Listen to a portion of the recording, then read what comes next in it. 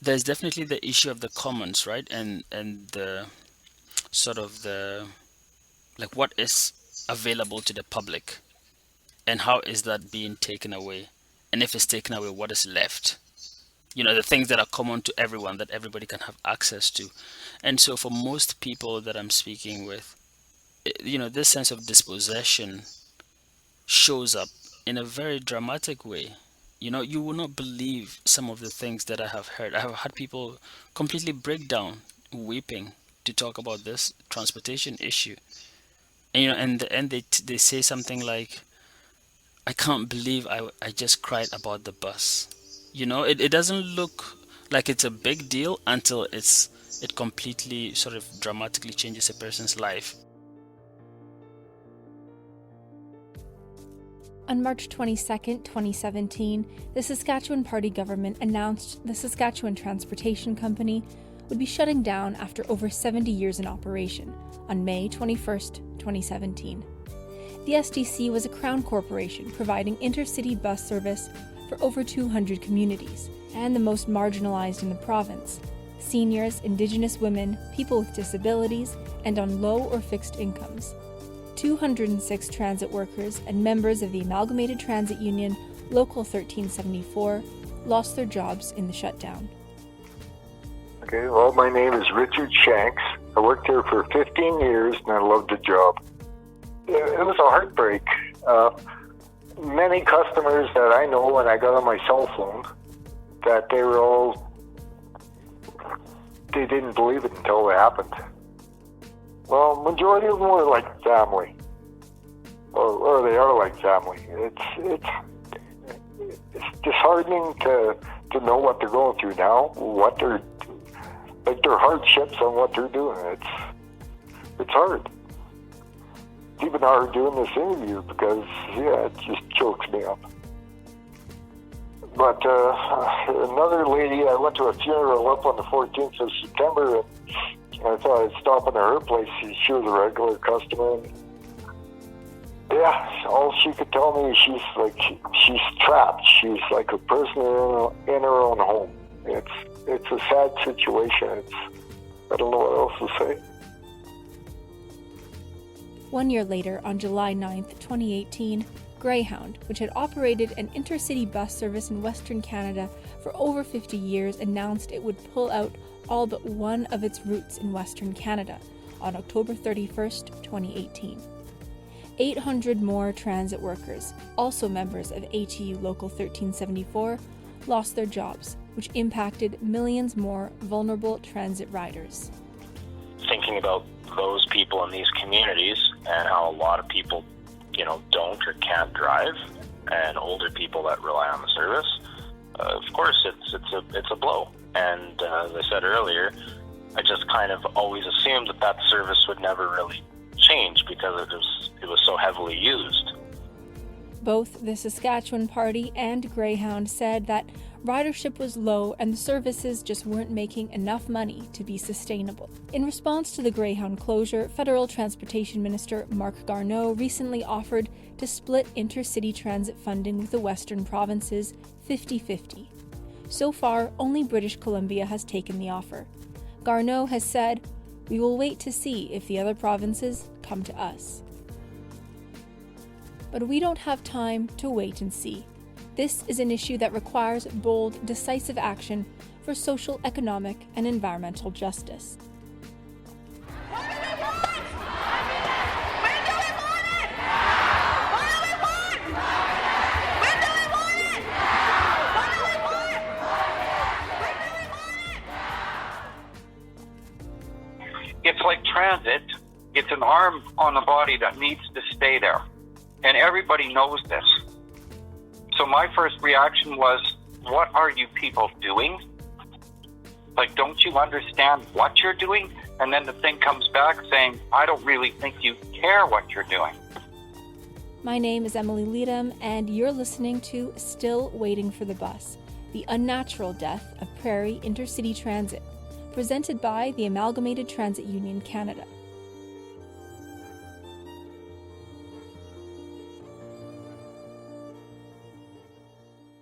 Throughout this program, we'll look at some of the main impacts of losing this bus service across the Prairie provinces, Manitoba, Saskatchewan, and Alberta.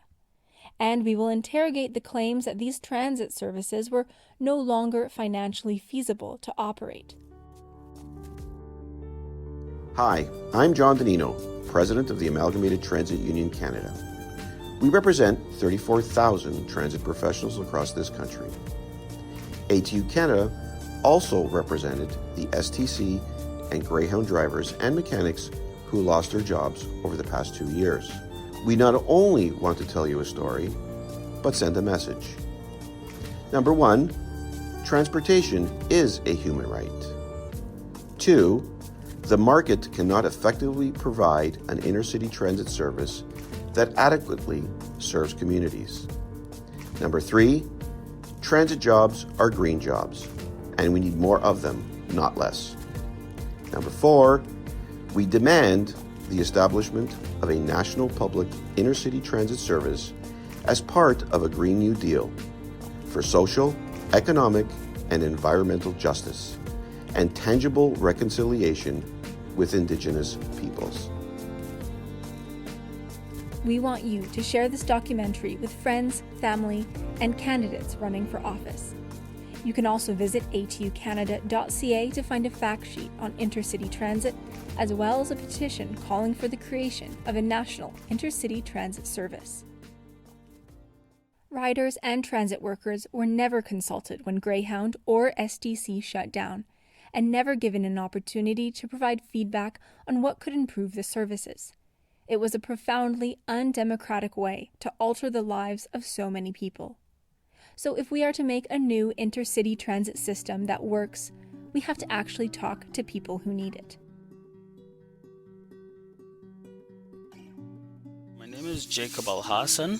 I'm a PhD candidate in the Department of Community Health and Epidemiology at the College of Medicine in the University of Saskatchewan. So I'm based in Saskatoon, and I'm currently conducting research on the health impacts of the closure of STC on people in the province. When you look at the annual reports and some other secondary data sources, you'll find that the people who used STC were mostly very vulnerable people. So we had, there's the general population, obviously, but then we had a significant usage by seniors. Women actually used it a lot, and people who are on low income. And so even when you disaggregate the seniors who used the service, you'll find that, up to 3/4 of those seniors were low income people. So a large majority of the users of STC were people who are fairly vulnerable, I would say.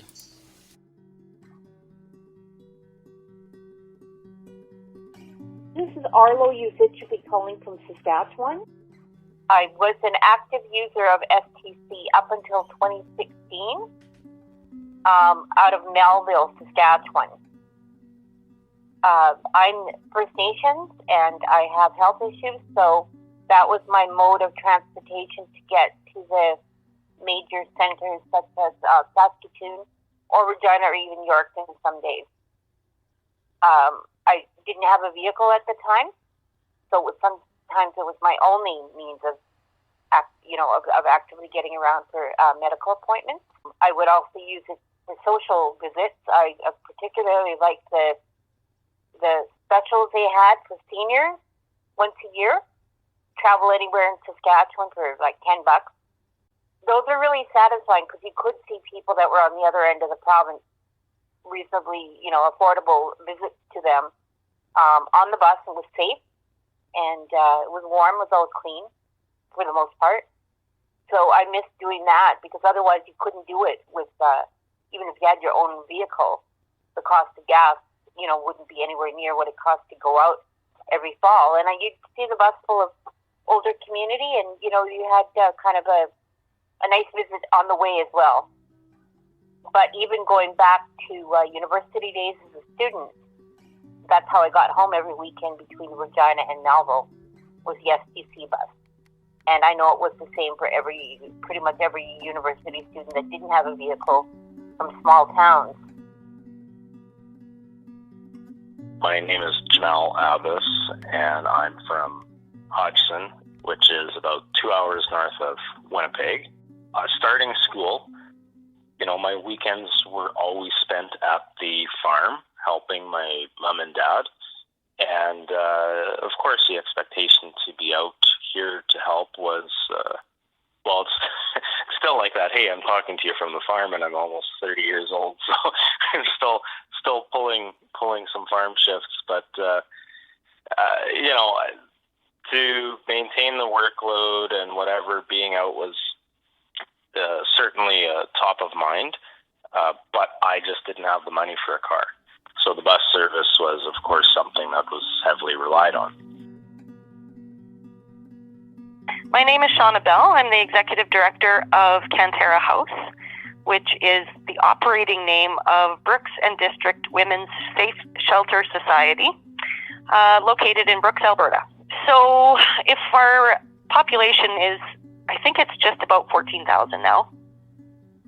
The latest stat I heard is that about 25% of the population are new Canadians. There is one main employer in Brooks for new Canadians, and that's JBS, Meatpacking Plant. We have no public transit in the city itself. The only mode of transportation we have is basically taxi service, and the majority of our clients cannot afford taxis. Transportation is such a major barrier for rural communities. I just can't say enough about that. In a rural community, it's a basic need to do anything, to be employed, to be housed, to get your kids to school on time, to go to medical appointments, to just to live. So my name is Joanne Jaffe. I'm a professor of sociology at the University of Regina. I live in Saskatoon and I work in Regina. And that introduces the topic of the bus. I have been working at the University of Regina for the last 27 years. And during that time, I would use the bus to commute to Regina to give my classes, hold meetings, do my student supervision and so on. And leaving the driving to them, knowing that I would get to Regina safely, I would have the time that I was on the bus that was uninterrupted to do my work. Often I would use that time in class prep time, or if I was having a meeting with a student, soon after I would get to Regina, I'd use that time to review the materials. But it would be some hours that I would have where I could kind of comfortably sit and work without any phone or other kind of interruption. The bus drivers were really good. You knew you got on a bus and you were going to get off that bus. They had an excellent safety record. They were super nice people generally. They were really respectful to the passengers. They had a wide variety of people who rode that bus, and, they were unfailingly respectful and polite. And no matter what, there were people who were on that bus who had many types of disability, and everyone was treated really well. And so, I really grew to have a lot of affection for the bus service and for the people who work there. Since STC and Greyhound closed, many riders have been forced to get vehicles, regardless of how comfortable they feel driving or whether they can afford it. Many spoke about the benefit of feeling safe in a bus with a professional driver and regulated safety standards, especially during the winter. I have had people who have, specifically told me that they had to buy a car. I've had people tell me about an accident that they have been involved in because they are old and had no other way, to move around than to drive, and so they drive during the winter, and then they ended up in a ditch. So these are real people. I have spoken to them. I have seen them myself. So it's a rather sad state of affairs, to be honest, and to watch someone's grandma describe to you how they are forced to drive even though they don't want to drive, even though they know it's not safe to drive, but they don't know what else to do, and so they end up driving. I think that's a very the pathos of that. It's a very sad thing, I would say. I had to get a vehicle, and I think that was a situation with a lot of people that with STC, they had to get a vehicle. I thought it was appalling because they put so many people at risk and so many people depending on what? Air transportation, private vehicle, or rail travel, all of which to a poor person or a senior person or, people that don't drive, a cost that, where do you get that cost now to fly or to take a train or to buy and, maintain a vehicle? I mean, it just puts an additional stress and expense on the average Canadian who in other civilized countries in the world have an interprovincial transportation system, a really good one, affordable and effective, efficient, and we don't have that, and we've got the vastest ground to cover. Things start to happen. You start to accrue experience. You start to have those times when you're on the road where you really can't see what's going on when it's foggy. And actually, we've started getting more ground fog in Saskatchewan, I think, due to climate change.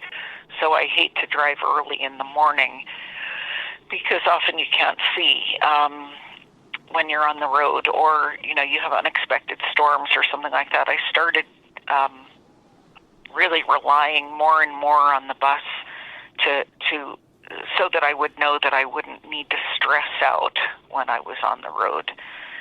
So for me, when the bus was canceled, it was very personal. I took the bus many times where it was extremely cold out.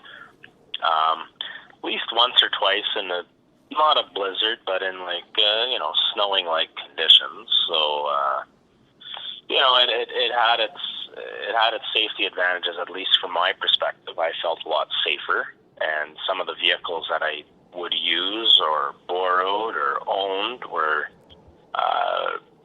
not the safest to have on the highway. And if it was a couple more hours as opposed to a 2-hour jaunt on your own, it was worth it. It was worth it, and I would still say that today. The biggest thing I see is like the ads on Kijiji for people asking for rides. When you drive from Saskatoon to North Battleford, you will see one or two hitchhikers as you're driving there. Before STC closed, you would never see a hitchhiker. Hitchhiking was almost became a thing of the past, but now it's becoming more prevalent with people trying to get ride shares, and they're just not able to move around as freely. The private companies that have opened, they're kind of like ghost companies. You see them once in a blue moon driving down the highway, but no one really knows how to catch them or who to call to get tickets from or where you actually go to get on them. The new transit services that have popped up only cover the most profitable routes, leaving riders in smaller rural communities isolated.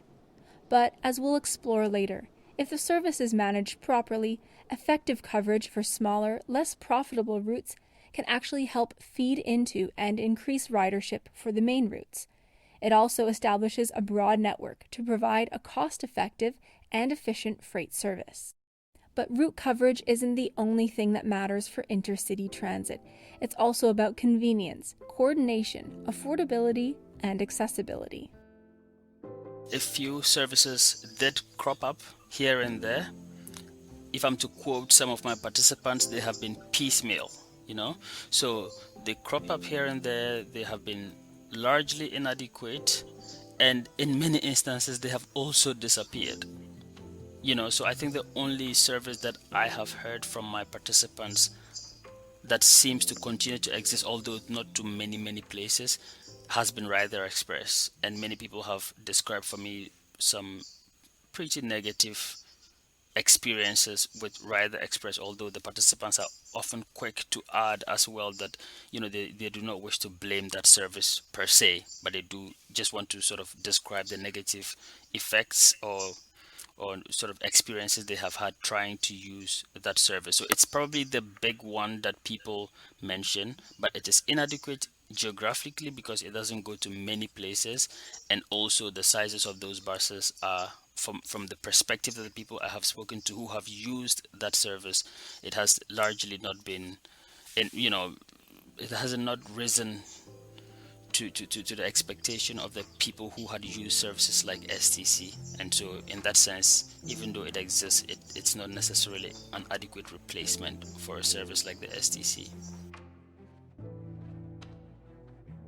It was typically late at night or in the middle of the night when Greyhound service would come through Brooks, and not on a daily basis. So really, we were looking at coordinating the client schedule around what transportation was available to them. And because we're located right on the number one highway in between Medicine Hat and Medicine Hat and Calgary, typically we could try and catch the bus either from Calgary going to Medicine Hat or vice versa. But again, it was on the Greyhound schedule, not the client schedule, and it wasn't on a regular. It was regular, but not an often, the frequency was low. So in terms of choice and flexibility, there was none, and now it's worse. The STC served many functions outside of getting riders from A to B. It connected people to public services like healthcare, transported freight for small businesses and farms, blood to hospitals, and books for interlibrary loans, to name a few things. And 45% of STC buses were wheelchair accessible. It also provided an important sense of agency and autonomy, especially for seniors and people with disabilities. As a health researcher, trying to understand the impacts of the absence of public transportation on people in the province, you think, or you may think, that the big thing that people will talk about is always going to be, missed appointments. But that's, from my findings, that's not what has necessarily been the biggest thing that people are talking about. It is the psychosocial that I just mentioned to you earlier. It is not being able to go see your grandmother in 2 years. It is feeling like you're retiring and, realizing that you have absolutely no way of getting connected with other members of your family. It is realizing that you have to change a town because of the absence of a bus. It is those things that have been, of course we know that such things can happen, but to realize the extent of that and how it can dramatically change people's lives, it is that I would say has sort of been a rather surprising finding from my research. The way that Saskatchewan was established in terms of medical care, access to justice, access to social services, and so on, those things are highly centralized in the midst of a very decentralized population. Okay, so you want to get really good medical care, you got to get to Saskatoon, or you got to get to Regina. You want to access good, you want to get your justice system to show up for, your court date. You want to meet with your person who is your social services worker. They don't come to you. You have to get to them. Now, some of that stuff isn't as centralized as the health system, but it's dependent on the idea that people are actually moving around. Again, this is a population now that's just barely above 1 million people in a province that's 1.5 times the size of Texas. Okay, there aren't that many people at the, top 1/3, and they're moving more by plane, but you still have a considerable number of people who are north of Saskatoon. You have a considerable number of people who are outside of those major cities. You take away their access to transportation. Well, what are they supposed to do now? Well, they've got to get a car. They've got to ask a friend. They've got to fly, except we have almost no flights, and the flights that we have are so expensive. It's $250 a flight to fly between Saskatoon and Regina. And, you're not flying it from a lot of other places. But if you do have some of that access, it's super expensive. So what's happening to people as a result of this? Well, people aren't going to their medical appointments. Lots of people are forgoing now their dialysis. It's last year of existence. STC had these medical passes for $69 a month. You could get access. You could write as much as you want for your medical passes. They had 300 of those passes that were out for people who were coming into Saskatoon to get dialysis. What are those people doing now? You had people who were coming in for cancer treatment. And by the way, those people, the drivers would know who they were and they would take care of them. They'd make sure that they got there, and they had a shuttle that would go and take them to their appointments. All this stuff. So, what happens now? Well, anybody's guess. Public intercity transit is a key part of reconciliation with Indigenous peoples. According to the final report on the National Inquiry into Missing and Murdered Indigenous Women and Girls, proper funding for transportation to support the needs of Indigenous women and girls, queer, two-spirit, and non-binary people in these moments when they are trying to escape violence would be a meaningful way of preventing further violence. The concerns that have pointed out over the years, that is of people from First Nations and Métis and other isolated communities having to rely on hitchhiking, which I think is just absolutely dangerous. I'm not too sure how many cases have made public in terms of just bad experiences hitchhiking, but right now there's a lot of coverage for murdered and missing Indigenous women and girls, and something like having to hitchhike or take rides was one of the factors as well. And I could see a repeat of that happening, if we're not vigilant about that. Our youth end up putting themselves more at risk because they often find themselves in between services. They're not eligible for income support. They're not eligible for adult services. So if they are having problems at home or they aren't living at home, usually they have to trade something for a ride or food or accommodation, and usually that something is either drugs or sex. Last year we did have an Indigenous woman stay here. She was from another smaller rural town, about 25 minutes from Brooks, and her partner came and picked her up from the shelter and took her home, and she ended up dead 3 days later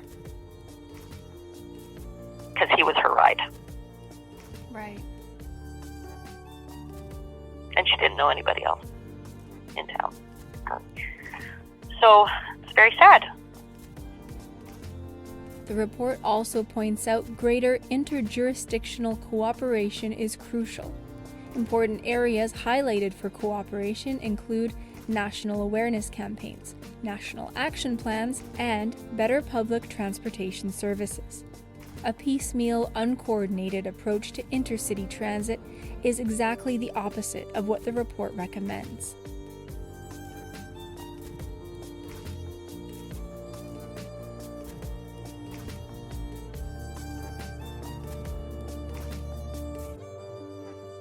Despite being such vital services, there was no community consultation when either STC or Greyhound shut down. STC riders only had 2 months' notice, and Greyhound gave 3. In Saskatchewan, a group started a campaign called Save STC in 2017, but the clock was ticking.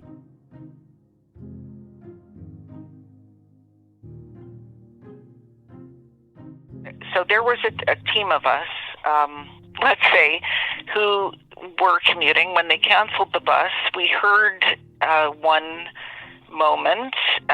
We were on the bus actually a few hours later, if I'm not mistaken, and we sat there and said, what are we going to do about this? But even at that moment, we understood very clearly that it was going to be very bad for us, but it was a stupid decision for the province to cancel the bus. So we thought we would organize people, and it was that group of riders on the bus right after they announced they were canceling, right after the budget announcement, that decided we would get together and start this group, Save STC. So we put out a call to folks to come and meet with us. And that's actually how that resistance started. I didn't think they would go through with it. Honestly, I just thought, they can't do that. I mean, that's the most ridiculous move ever. I thought there would at least be some processes in place to appeal it and to offer FTC and the consumers maybe a way to make it more usable, if that was the concern, if they weren't turning a profit, if they weren't, getting to if some communities were like 0 passengers or whatever. Rather than outright shut it, I kept thinking that they would facilitate a process where we could input and fix it up with the FTC, with the unions, with government, and with the riders themselves and the people that use their services, right? Stakeholders. At the very first meeting, I think there were maybe 12 people who showed up, and we said, okay, this looks pretty interesting. Let's write some let's write some leaflets and so on, and we'll invite different people from different sectors and things like that to come in the next meeting. I think we were over 30, and we decided that we would start holding some rallies and demonstrations. And those rallies pulled out hundreds of people, and they were not the usual suspects. And that was one of the things that was really interesting to me, that there were people who came to our rallies or demos who had never been to rallies before.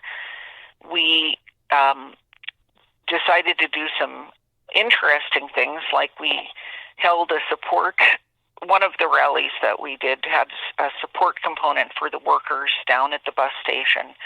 And we marched through the bus station with signs and telling the bus drivers and the people who worked behind the counter that we were with them and supported them and were fighting to keep the service going. My name is Justin Eva, and I worked for Saskatchewan Transportation for 20 years. I was a truck and transport mechanic for them.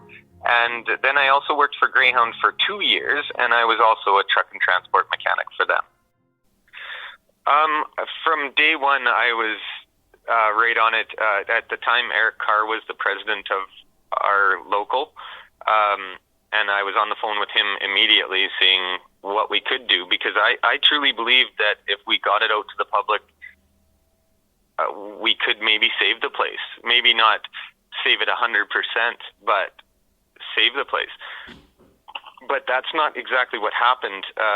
And we were kind of handcuffed by the government with the short time period. The 2 month, then it is closed time frame was very difficult. Like I made posters and instantly was out on the streets handing them out at like the farmers market, anywhere I thought that people would be interested in knowing the service was closing, because it seemed like no one even knew about it. They kicked me off the property about a month before they closed because I kept talking to people about it. Well, they just didn't. They tried to muzzle us. Like they didn't want us to say nothing about nothing. It's the way this government is. They just want to keep make us keep our mouths shut. And I'm not the person to do that. You have to say what's going on, and they didn't like that. That's why they kicked me off the property. That's it. So we got involved with the Stop the Cuts people, and we set up protests, and we got more people out to hand out flyers. We even staged a sit-in on the last bus into Saskatoon on the last night. Well, there's probably 100 protesters at the depot that night, and it actually was quite neat. There was people playing music and people just talking about their experiences with the bus.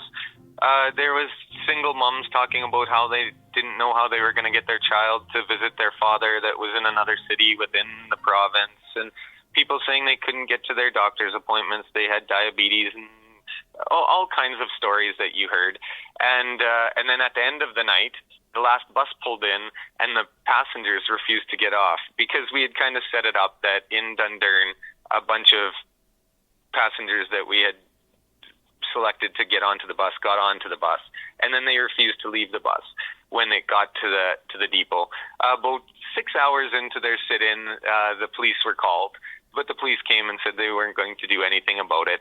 Someone ordered pizza and fed the protesters inside the bus, and it was shortly after midnight when they decided to just leave the bus. I couldn't get to the city to participate, although I did, comment when I could, provided, commentary to who was ever raising it, and support whoever was able to go to the rallies in the city. But I was living out of town. Yeah, I was out there. I was doing whatever I could. It's to save Crown Corporation and to help the people of Saskatchewan. But well, as you guys know, it didn't do any good. They did what they wanted to do, and they did. It's done. Throughout this organizing, more came to light about how the STC was actually run, and whether the government was being honest in its reasons for the closure. Did STC die a natural, inevitable death, or was it killed?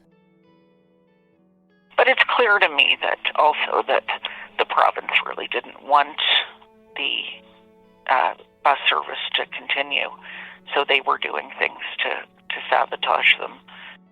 As soon as I started working there, actually 20 years ago, I'd always heard rumors that with a government change, our jobs were always in jeopardy.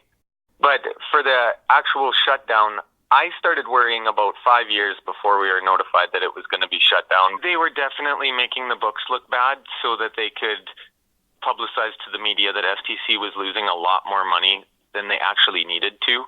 When they did close it down, they did publish to the media that we were losing $18 million a year, and that was untrue. As long as I'd ever worked there, they'd never given us more than $15 million, and that was also, we didn't actually receive any more than $10 million in the first 15 years I worked there. It only started really growing fast in the last 5 years that I was there. Every year, they kept going back to the government and saying, we need more money to run the business. But they kept implementing stuff like the 5S program, which cost hundreds of thousands of dollars to implement for no reason. It was just a lot of money spent that didn't need to be. So our subsidy would go up so that they would be able to say, every year it's costing us this much more money to run STC.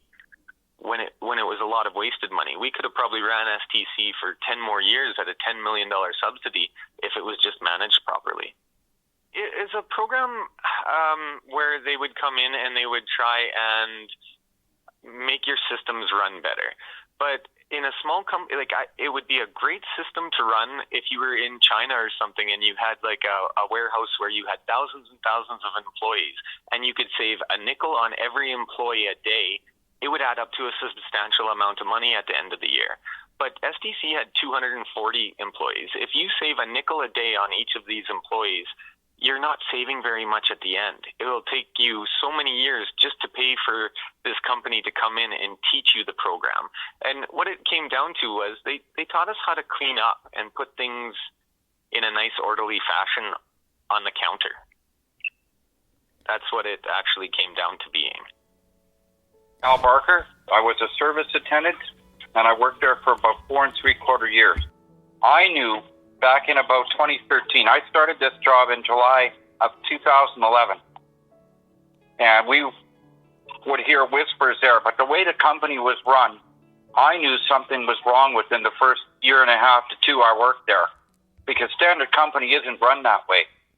Like, for example, in 2014, I went upstairs 8 times in 9 months. A bug on a windshield, an open radiator cap, etc., etc., etc., etc.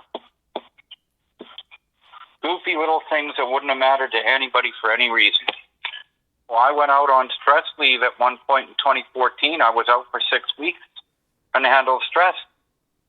Was the management to employee ratio was 1 manager for every 5 employees, and the managers weren't $70,000 a year people. These were all like over $100,000 a year people. It was mismanaged a lot in that way. They were very top heavy. Yeah, like I always looked at it as a taxpayer. I was still, even though I worked for them, I was still a taxpayer, and I don't like to see my tax dollars wasted either. And that was a big thing. Like in my mind, it was almost criminal in a way. It wasn't like they were putting management into positions that they were qualified for either. It was almost like our management was always like political appointees almost. Like people that families had donated a lot of money either to the NDP or the Conservatives. I was there for a long time. I saw it both ways. And they would put people into these management positions that had no experience in the positions that they got.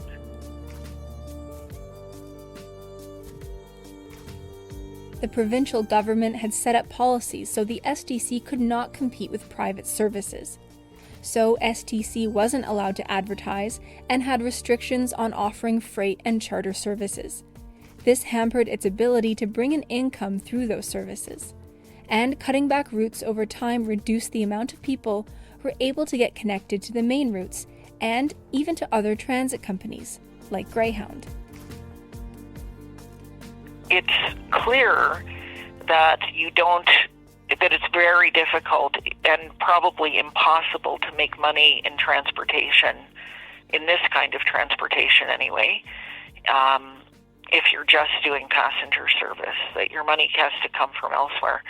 And so where it was coming from for STC was from freight and from charter. And those were the things that the provincial government decided it wasn't going to be able to compete effectively on, because it would be crowding out the private sector. And then, of course, that made it so that it was difficult for STC to meet its targets. Now, even that being said, STC wasn't doing as badly as the province claimed. So the province basically has continued to lie about the losses where, the information is actually directly available, where you can see how much the province actually lost on a per capita and per passenger basis, and the province totally lies about it. They made some extrapolations into the future and then claimed that those extrapolations were actually losses. They were actually current losses, and they're not. And Save STC has tried to correct that record over and over again, and the media just doesn't pick it up. The STC drove to specific places, and people could take the STC to connect them with, for example, the Greyhound. So if the STC disappears, the people will not be able to get to the locations from which they can take the Greyhound. And so the two are intimately related, I would say.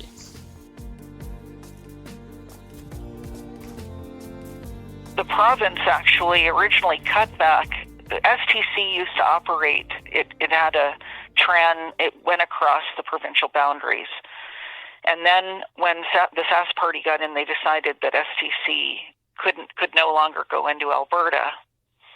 And because of that scheduling change, the fact that STC didn't go into Alberta, the feeders in from Alberta, they stuff just stopped coordinating. And actually Greyhound said at the time that this was really going to make it difficult for them because they weren't able to get the business coming from the east going west in order to continue to be sustainable.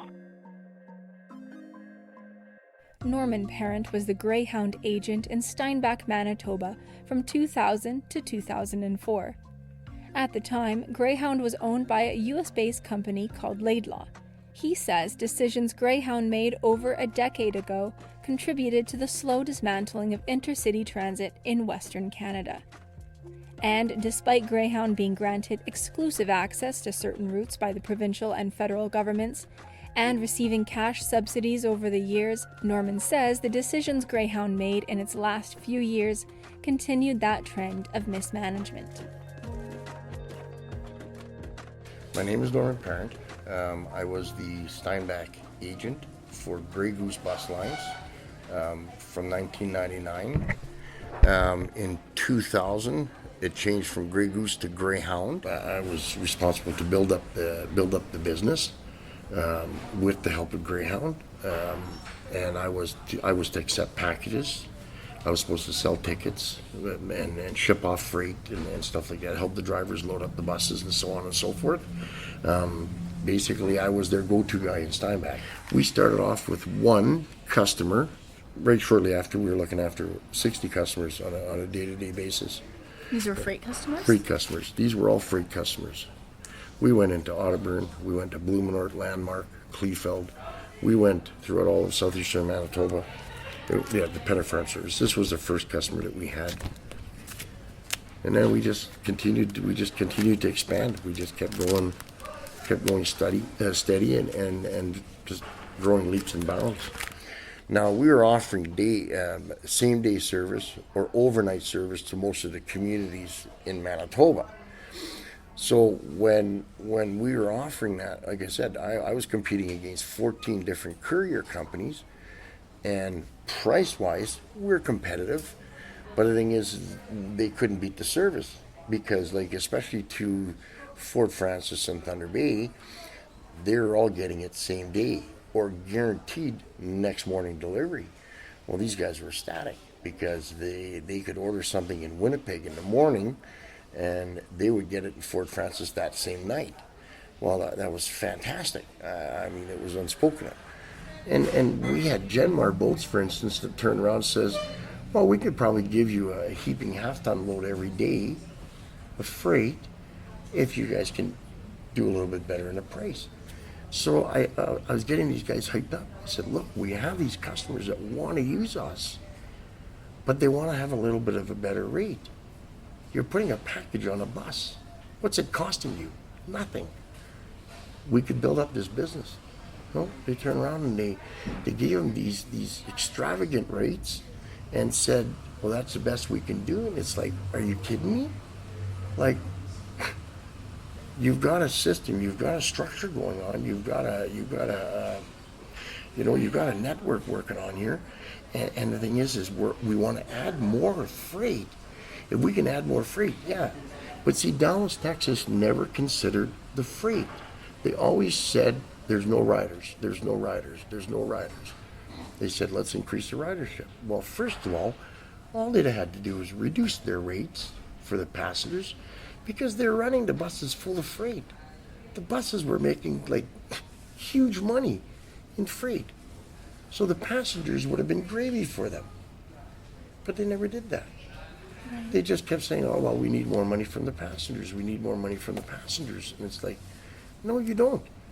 You need to bring down your prices to increase your ridership and rely on the packages.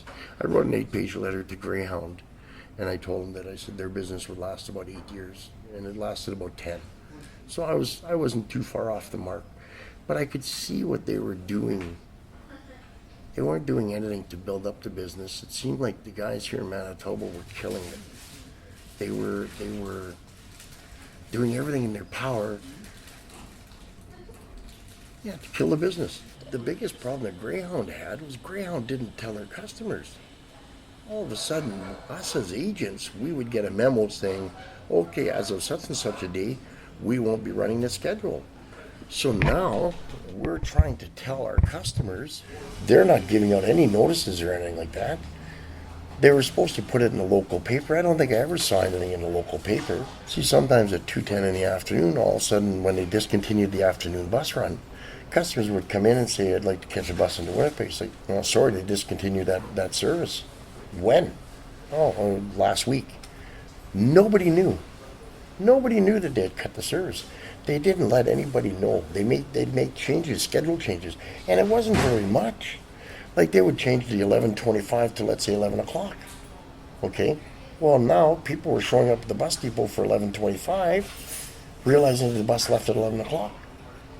But they wouldn't tell anybody, and they started doing things like that. And it was kind of like, why? Why are you doing that? Like you're killing the business. You're purposely killing the business by making these little changes, minute changes that really don't benefit you at the other end. But it was like they were doing it on purpose. At least it seemed to me like they were doing it on purpose. Like Because when I wrote that letter to Greyhound Dallas, they didn't understand the demographics. They didn't understand the geographics of Canada and what made Canada tick. We have huge a huge number of small communities throughout Manitoba that feed into Winnipeg, and it's these customers that were using the service. They were keeping this thing alive, but they weren't working with them. Greyhound did get some subsidies from the government. Right. So they were getting money from the government, but what were they putting it towards if they weren't investing in the buses, in... I think personally they were keeping their shareholders happy. I don't think it had anything to do with running the business. They probably just gave it towards their shareholders, because that's one of the things that they always talked about. Oh, we got to keep the shareholders happy. We got to keep the shareholders happy. When I got to Greyhound, I was quite surprised at how similar the businesses were run. I did walk into Greyhound at the very end, so maybe I'm a little. I have a bad idea of how they ran it, because it was awful. Like, I actually thought management did a very poor job in managing STC, but when I got to Greyhound, they actually made the STC managers look okay. Both Greyhound and STC appeared to spend little effort in trying to understand why ridership had declined or how to increase it. But those are the questions we should be asking now. We need to get more cars off the road and incentivize using public transit more than ever. It will help us mitigate the worst impacts of climate change and reduce carbon emissions. It will also help us shift away from fossil fuels and towards renewable energy, creating many well-paying, low-carbon jobs in the process.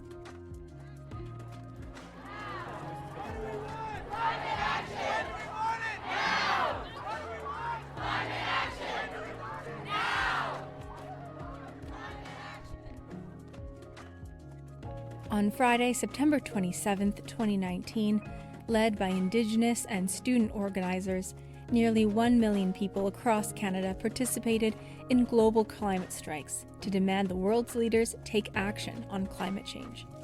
A national intercity transit system would not only restore service for those who relied on it, but provide transportation and career options for young people looking for a better future. It will make Canada a leader on climate action.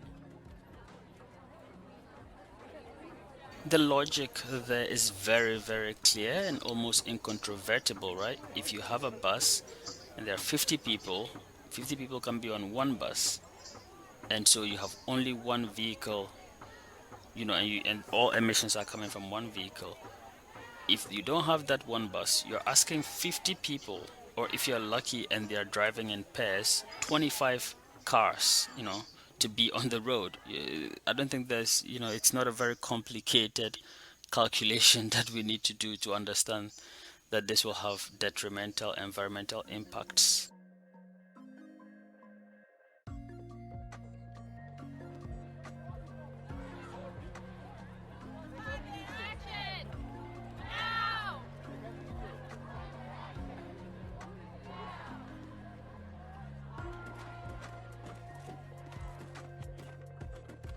We are in a time where we need to do more collectively, and transportation is one of those things.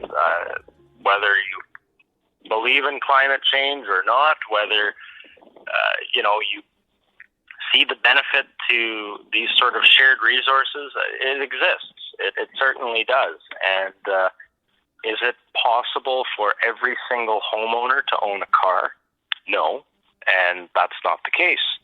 And if everyone did, I think we would be in an even worse situation.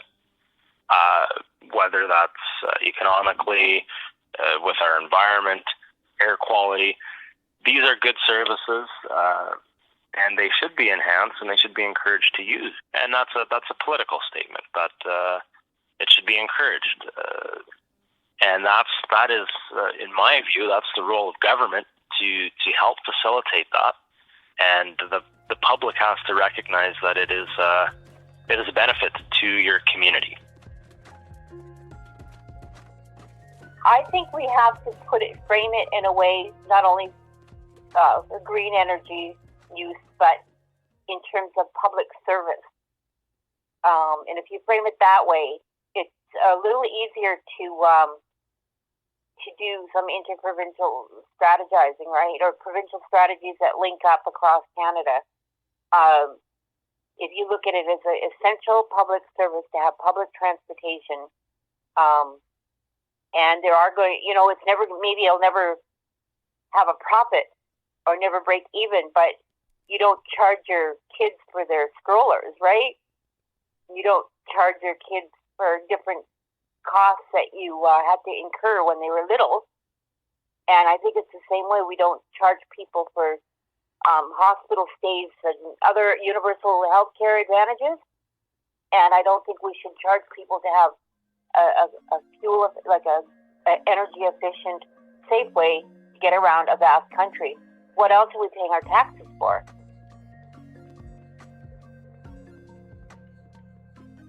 When you think of issues like buses, or when you think of issues like transportation, and we have the whole jurisdictional dimension, right, to these kinds of things where they say, oh, this is funded by the provincial government or this is funded by the federal government. Well, emissions don't discriminate between provincial or federal, right? Or, there are global things. These are global issues. So that not only is it the case that the absence of the bus will lead to increases in these emissions, but they'll have effects on people half a world away. They'll have effects on people everywhere. We cannot. This makes the issue global. It makes it quite clear that it's not just a Saskatchewan issue or just a Western Canada issue, but whatever we do here and now will obviously have an effect on people elsewhere. And so it's important to sort of keep that environmental perspective in mind rather than sort of becoming too localized in how we think about and view this issue of the absence of a bus service in Saskatchewan or in all of Western Canada. So we asked, what would you like to see in a new intercity bus service? Turns out, transit workers and people who use the service have a pretty good idea of what was and was not working, and a willingness to work together to find solutions. I would say that something that is advertised well, but also encouraged. Communication within the community and consistent government support and advertising the routes and the benefits, whether it's financial or social. What I would do is I would be doing some of the same, in terms of the infrastructure, it would be similar. I'd change it a little bit, and, you might play with the sustainability of cars. You might end up involving some community co-ops and things like that at the edges where, and you might make some partnerships with First Nations, particularly as you go north, in terms of coordinating and feeding into the system. So, I think I would make it a crown. It would be a public service, but that you still could have some hybridity in terms of organization, in terms of infrastructure and that kind of thing. The ideal would be to have a bus running both directions once a day, at least once a day, and not in the middle of the night.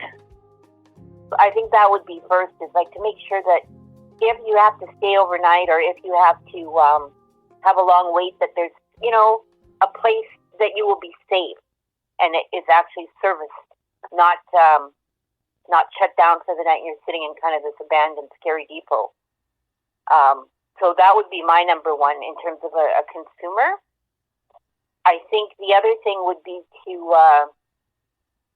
I've never been asked that before, but I would like it to be hooked up to feeder routes of sorts that if, say, you needed to go to northern Saskatchewan and the Intercity one, the closest point you could get to northern Saskatchewan was, say, North Battleford, that there was a feeder bus that was coordinated out of there so that you knew exactly that if you got to North Battleford, the most you had to wait was If you had to wait for a day, what are your arrangements? Or if you had to wait for half a day to just keep on going, how are they accommodating you in where you're waiting?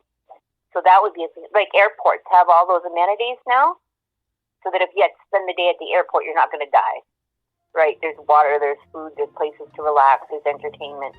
So I would like that, and it would entice, I think, people to want to travel more.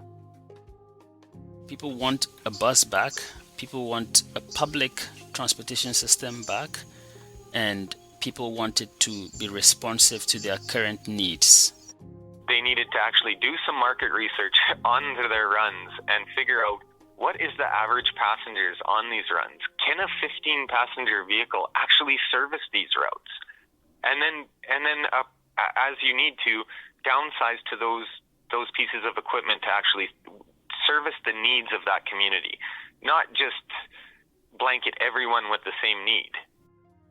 We can be more cost efficient regarding fuel, maybe solar powered. I don't know. I mean, we can bring our young thinkers are very, they're just clever. They'll come up with something to make it efficient and green and affordable. We are unstoppable!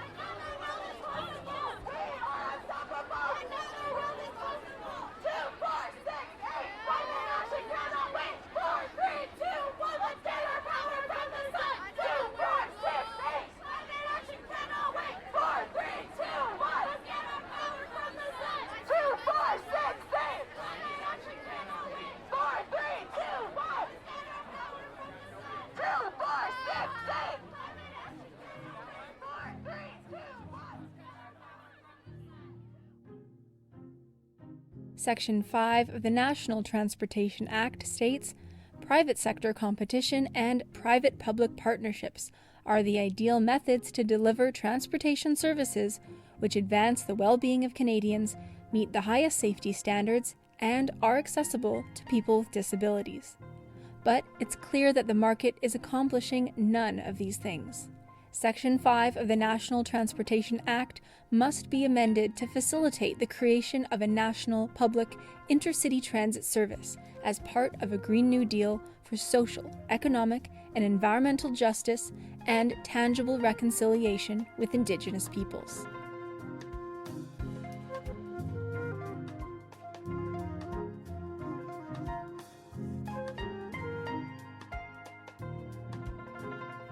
Well, I'll tell you, it would do the probable next government good to bring the service back.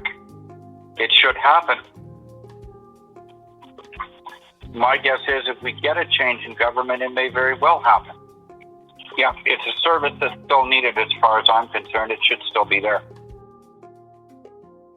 Thank you for listening to this audio documentary, Still Waiting for the Bus, The Unnatural Death of Prairie Intercity Transit, presented by the Amalgamated Transit Union Canada. Visit atucanada.ca to sign our pledge supporting intercity transit and share your story about what public transit means to you.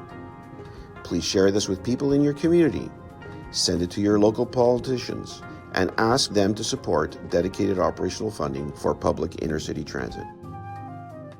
This project would not be possible without the dedicated grassroots work of the organizers behind Stop the Cuts and Save STC, and riders across Canada who shared their stories with us. You can find more information at stopthecutssk.ca and stcstories.wordpress.com. We would also love to see more transit rider unions start up across Canada. Find ATU Canada on Facebook or Twitter and let us know if you belong to or would like to start one. We'd love to connect. It's time for all of us to get moving.